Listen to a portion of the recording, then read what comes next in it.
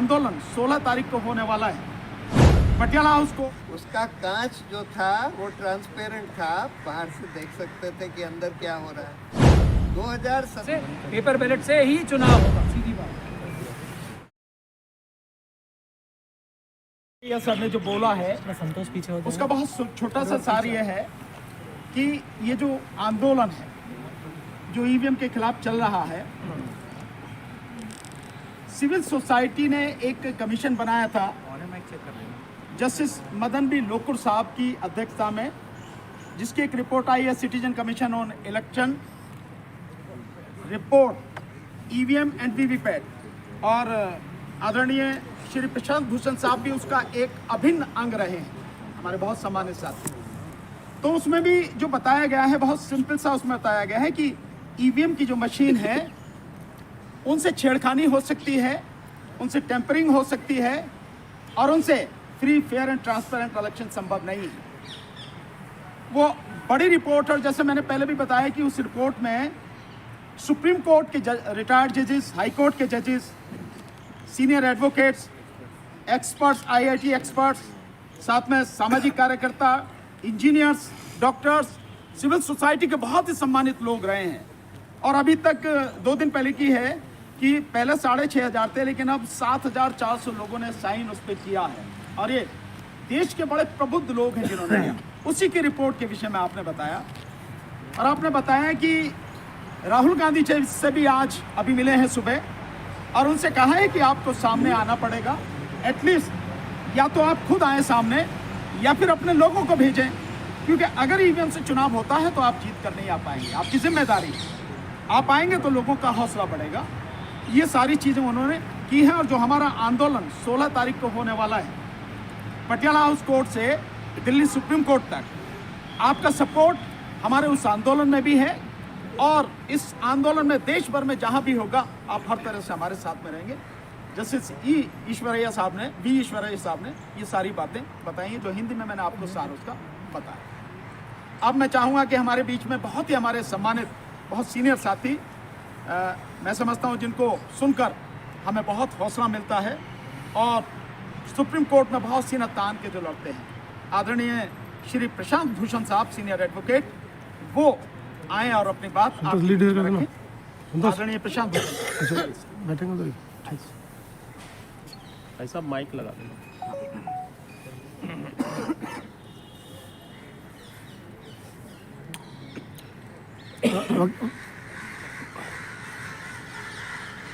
Electronic voting machines का मसला पूरे दुनिया में किसका लगाना था, किसका लगा दिया माइक? चर्चित रहा है, और जैसे जैसे इसकी समझ बढ़ती गई कि इलेक्ट्रॉनिक वोटिंग मशीन में छेड़खानी करी जा सकती है, वैसे वैसे यूरोप में ज़्यादातर देशों ने, अमेरिका में ज़्यादातर स्टेट्स ने, सब ने ईवीएम हटाकर वापस पेपर बैलेट पर चले गए। अभी हाल में बांग्लादेश ने भी ये फैसला लिया कि वो ईवीएम हटाकर वापस पेपर बैलेट पर ही चुनाव कराएंगे, अच्छी बात है चुनाव। उधर जर्मनी के तो कॉन्स्टिट्यूशनल कोर्ट ने आदेश ही दिया पूरी सुनवाई करके कि ये इलेक्ट्रॉनिक वोटिंग मशीन से छेड़खानी हो सकती है, इसलिए पेपर बैलेट से ही चुनाव करवाएं। हमारी इलेक्शन कमीशन ये कहती है कि नहीं, हमारे ईवीएम ऐसे हैं जिसमें कोई छेड़खानी नहीं हो सकती। इस पर मदन लोकुर साहब के नेतृत्व में, जो कि पूर्व सुप्रीम कोर्ट के जज थे, एक कमीशन आयोजित हुआ जिसमें कि दुनिया के सबसे बड़े बड़े एक्सपर्ट्स, इलेक्ट्रॉनिक्स, कंप्यूटर्स, ईवीएम्स के सबसे बड़े बड़े एक्सपर्ट्स ने आकर डिपोज किया, और आखिर में उन्होंने ये रिपोर्ट दी कि ये इलेक्ट्रॉनिक वोटिंग मशीन्स हिंदुस्तान की भी ऐसी हैं जिसमें छेड़खानी हो सकती है। तो इसलिए ये मांग बार बार उठ रही है। देखिए, सुप्रीम कोर्ट ने कई साल पहले ये आदेश दिया कि इलेक्ट्रॉनिक वोटिंग मशीन के साथ आप पेपर ट्रेल भी लाइए, क्योंकि जब तक पेपर ट्रेल नहीं होगी तब तक हम ये नहीं कह सकते कि भाई जितने लोगों ने जिसको वोट दिया उतने ही रिकॉर्ड हो रहे हैं कि नहीं हो रहे। और उसके बाद ये वीवीपैट मशीन्स आई। अभी तक वीवीपैट में सिर्फ 2% वीवीपैट मशीन्स के पेपर स्लिप्स की काउंटिंग करी जा रही है।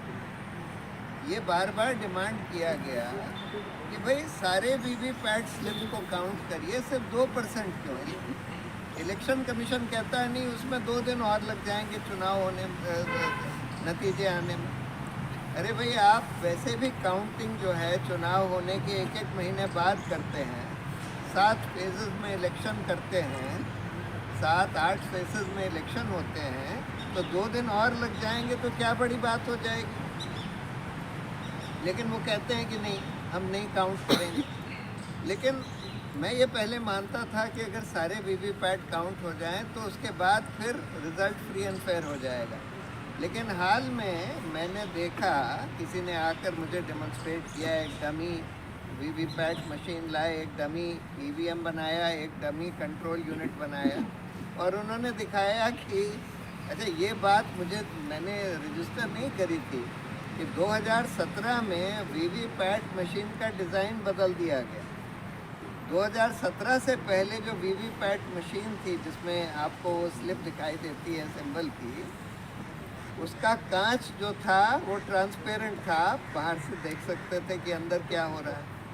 2017 में इसका डिज़ाइन बदल दिया गया और कांच को काला कर दिया गया और मिरर कर दिया गया, यानी कि आप बाहर से अंदर देख ही नहीं सकते जब तक कि अंदर एक बल्ब ना जले। और वो बल्ब 7 सेकंड के लिए जलता है, सिर्फ ये दिखाने के लिए कि जैसे आपने हाथ पर बटन दबाया है तो हाथ की स्लिप आपको 7 सेकंड के लिए दिखाई देगी, उसके बाद बल्ब बंद हो जाएगा। आपको स्लिप कट के गिरती हुई भी नहीं दिखाई देगी। तो जो साहब आए उन्होंने मुझे डेमोन्स्ट्रेट किया कि हम बड़े आसानी से वीवीपैट को ऐसे डिज़ाइन कर सकते हैं कि अगर एक के बाद एक 2 जनों ने एक ही कैंडिडेट को वोट दिया, एक ही सिंबल पर वोट दिया, तो वही स्लिप जो पहले जने को दिखाई गई, वही स्लिप दूसरे जने को भी दिखा दी जाएगी। वो कट के नहीं गिरेगी, क्योंकि 7 सेकंड के बाद बल्ब जो है बुझ जाता है। उसका डिज़ाइन ही ऐसा है कि बुझ जाता है, फिर आपको कुछ नहीं दिखाई देता कि वो स्लिप गिरी, कट के गिरी कि नहीं गिरी, या वही स्लिप वहीं पर है। तो दूसरे जने ने अगर उसी सिंबल पर वोट दिया तो आपको वही पर्चा दिख जाएगा जो पहले जने को दिखाया गया। और जैसे ही लाइट बंद होगी तो ये पर्चा कट के गिरेगा और एक और पर्चा दूसरे किसी सिंबल का कट के गिर जाएगा। अब जो कंट्रोल यूनिट में जो काउंटिंग होती है वो तो वीवीपैट से ही सिग्नल जाता है, वही काउंट होएगी। तो वीवीपैट ने, चाहे दोनों जनों ने मान लीजिए कांग्रेस को वोट दिया, लेकिन वीवीपैट ने एक स्लिप कांग्रेस की प्रिंट करी, वही स्लिप दूसरे को भी दिखा दी, और उसके बाद एक स्लिप मान लीजिए भाजपा की प्रिंट करी, और यही चीज़ कंट्रोल यूनिट में भी रिकॉर्ड हो जाएगी। तो वीवीपैट की अगर हम पूरी काउंटिंग कर भी लें, वो ईवीएम से मैच हो जाएगा, लेकिन फिर भी मैनिपुलेट हो सकता है। इसलिए अब ये डिमांड हुई है, इंडिया अलायंस ने भी ये डिमांड करी है कि भाई ये जो स्लिप वीवीपैट की गिरती है वो आप लोगों के हाथ में दे दीजिए। उसको आसानी से आप थोड़ा सा रीडिज़ाइन करने की ज़रूरत है वीवीपैट को, कि जो स्लिप कट के गिरती है हाथ में दे दीजिए और उसको एक दूसरे बैलेट बॉक्स में डाल दे वोटर, और फिर आप उस बैलेट बॉक्स की काउंटिंग कर लीजिए। वो तो उसमें अगर आप बार कोड लगा दें तो उसकी काउंटिंग फट से मशीन से भी करी जा सकती है, और वैसे भी अगर आप उसको मैनुअली भी काउंट करेंगे तो एक दिन में सारी काउंटिंग आसानी से हो सकती है। उसमें कोई डिले होने की भी बात नहीं है, ज़्यादा से ज़्यादा कुछ घंटे का डिले हो।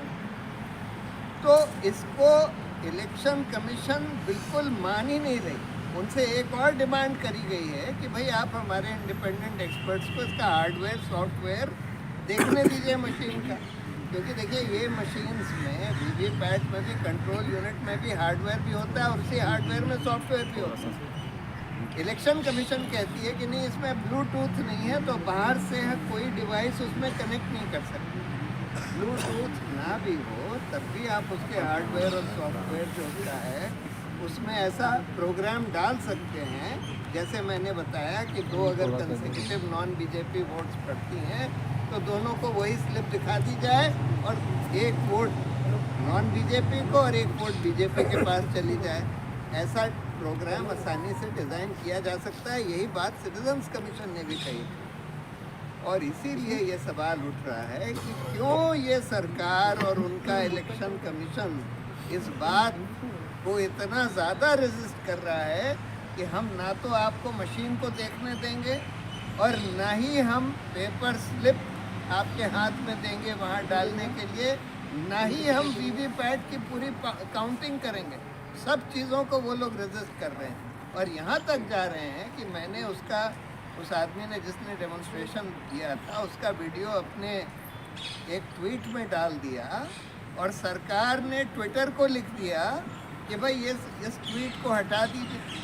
कह रहे हैं जो भी जना ये वीडियो डाल रहे हैं कि भाई इस तरह से ईवीएम का मैनिपुलेशन हो सकता है, ट्विटर फेसबुक वगैरह सब वो पोस्ट को हटा दें।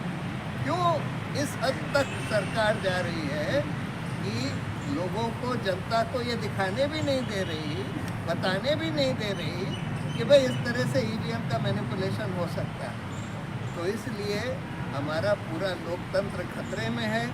मैं ये नहीं कह रहा कि 100% मैं सर्टेनिटी से कह सकता हूँ कि ईवीएम से मैनिपुलेशन हो रहा है, लेकिन इसकी बहुत शंका है और ये शंका उतनी ही बढ़ती जा रही है जितना इलेक्शन कमीशन ये सब दिखाने को या चेंज करने को रेजिस्ट कर रहा है, जितना सरकार लोगों, सारे सोशल मीडिया कंपनीज को कह रही हैं कि भाई लोगों को ये दिखाने भी मत दो।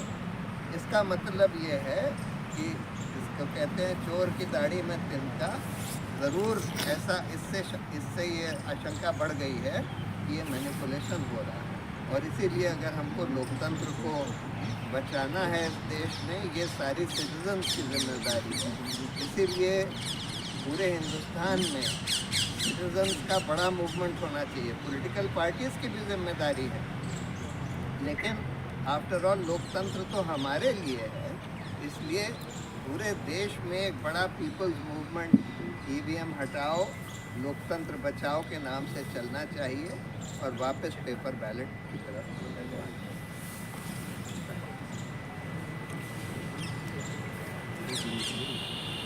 साथ